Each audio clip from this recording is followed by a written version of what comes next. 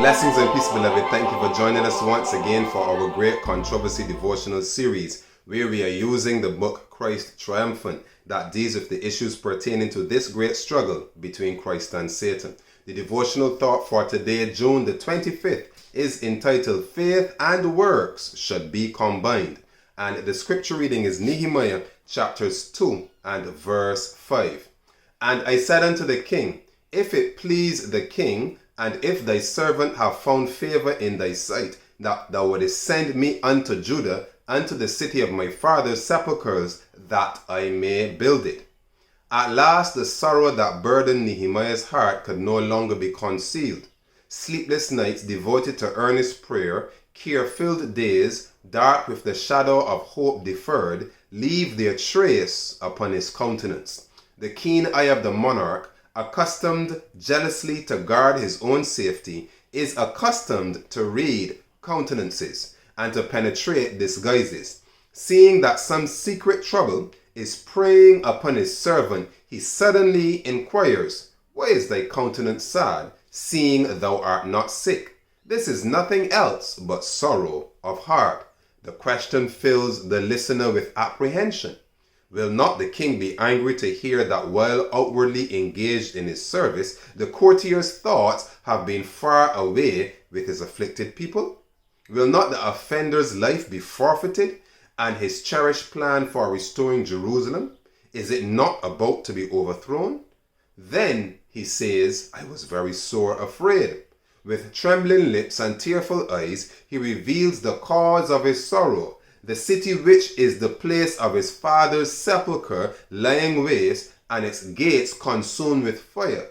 The touching recital awakens the sympathy of the monarch without arousing his idolatrous prejudices.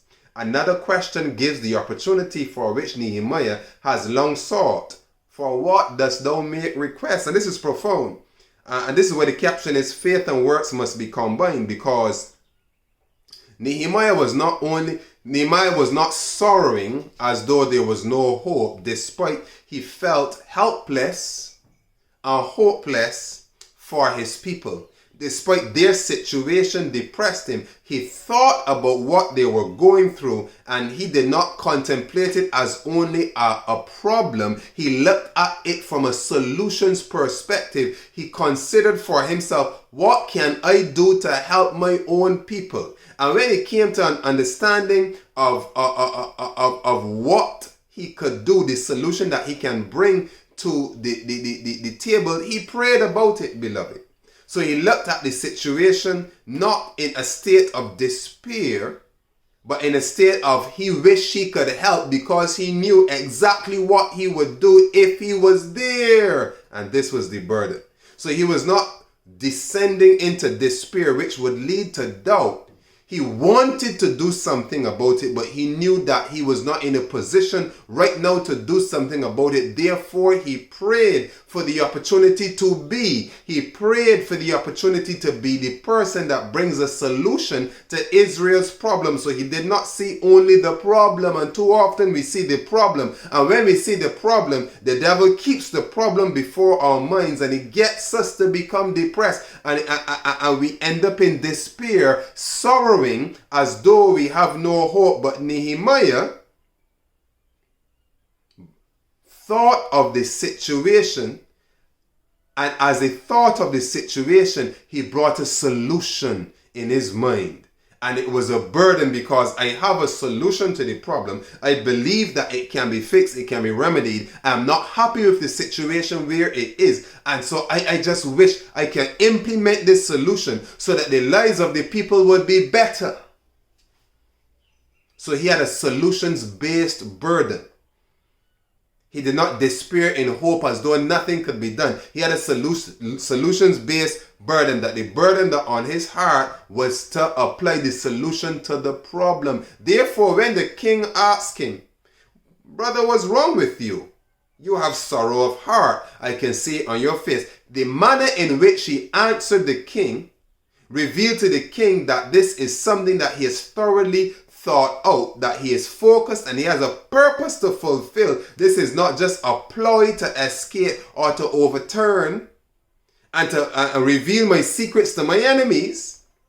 This is not a ploy. He knows what he is about. You know what? Go ahead. You can go. You know what you are speaking. I can see your solution to the problem. So he did not bring the king a problem. He also brought a solution. The touching recital awakens the sympathy of the monarch without arousing his idolatrous prejudices. Another question gives the opportunity for which Nehemiah has long sought. For what dost thou make request? But the man of God does not reply until he has first asked the support of one higher than Artaxerxes. I prayed, he says, to the God of heaven. The silent petition then sent to God was the same that he had offered for many weeks. That God would prosper his request. So now, to God be the glory. He just repeated beloved, look.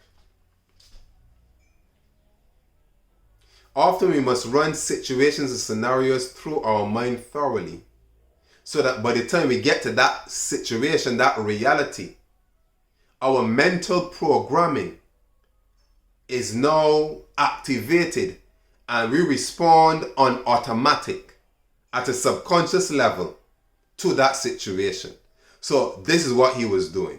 He is running through the request, how he's going to phrase it, how he's going to frame it to the king, and what was his desired result. So now the opportunity comes. So he's now repeating to God again the same prayer that he's been praying. Lord, grant me grace that my request will be accepted. I've already asked you. I've already made my connection with you. I'm referencing that prayer that I'm repeating now for the answer that I believe that you're going to give. The silent petition then sent to God was the same that he had offered for many weeks, that God would prosper his request. And now, taking courage at the thought that he has a friend, omniscient and all-powerful, to work in his behalf, the man of God calmly makes known to the king his desire to be released for a time from his office at the court. So he came with the entire solution. King, this is where Israel is right now, and it's burdening my heart to see that they are in this position. If I was there, I will be able to do such and execute this work in a given period of time. So with your permission, if you were to allow me to go there with these resources, I'll be able to go do what I have to do and come back, and that situation would be solved, so that the original decree to cause it to happen in the first place would not have been sent in vain. So he had this all planned out and plotted out in his mind. If you are asking God for something, you must plan for that thing. You must plan for that success. You must plan to receive the answer to your prayer. So if you need a resource, if you need a connection, you must plan in your mind beforehand what you're going to do, because this is faith. So because he believed that he was going to get the answer to his prayer, he had a plan because he believed. So he operated as though he would have gotten exactly what he requested. So if you're believing God for something, write out the plan for it. What you're going to do with it when it arises, when it happens, when it comes, how it is going to be, how you're going to have a plan, a solid plan. What you're going to do, beloved. So this is Nehemiah's faith. So when the king is now asking him, he can speak eloquently, he can speak clearly in that moment. So he did not say to the king, well, let me think about it and see what it needs. If he had to think about it, that means he did not believe that he was going to get it, and that means he would not be prepared to bring the solution to the problem.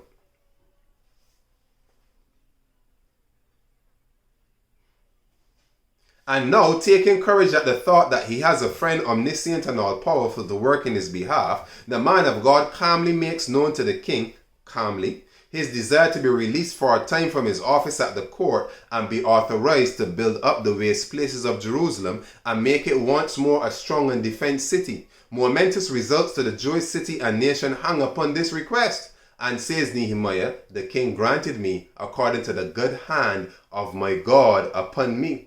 So all of the praying and fasting paid off, because as he prayed and fasted, he planned. He planned to make this request, and he planned what to do when this request was going to be granted. He planned how he would have executed the labor. He planned every step of the way, every step of the journey. So if you're going on a journey, beloved, if you need to get from point A to point B in life, which would take an hour, a day, a month, a year, or a decade, you plan and you pray for your journey every step of the way and at every juncture of your experience. So you pray God's blessings upon your life while you are single, upon your choice for a mate, upon the choices that will be displayed before you, that you will choose the right choice, upon the spouse, upon the time that you will get married. You pray for your job at the time, for your security, for your business, for your stability. You pray for your children before they are born, that when they are born, they come into a place of spiritual stability and security. You pray for their growth through childhood. You pray for your progress in your personal life. You pray every step of the way. You have a plan. Have a prayer plan. So in your planning to prayer, have a prayer plan. You pray every step of the way. So Nehemiah brought a solution, and because the king saw that he brought a solution, the king could have relinquished him of his duties at court for a season so that he can go and perform that function. Nehemiah was a man of purpose, and he recognized that he had the ability. And because he recognized he had the ability and the burden, he saw in that ability and burden his purpose.